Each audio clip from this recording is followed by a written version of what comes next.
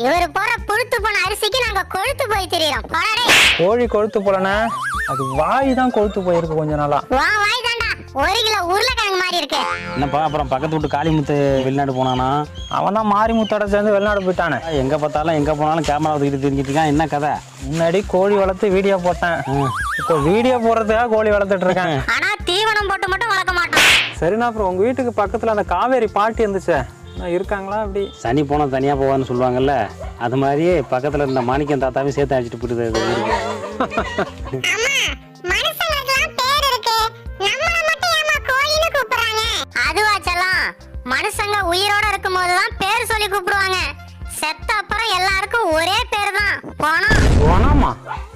அவ கொழுப்ப பாத்தீங்களா? சுடுதண்ணியில கொதிக்க கொடுப்பா, எல்லாம் சரியாயிடும். ஆனா நம்ம செத்த அப்புறம் chicken 65, chicken lollipop, chicken tandoori, chicken gravy, chicken rice, chicken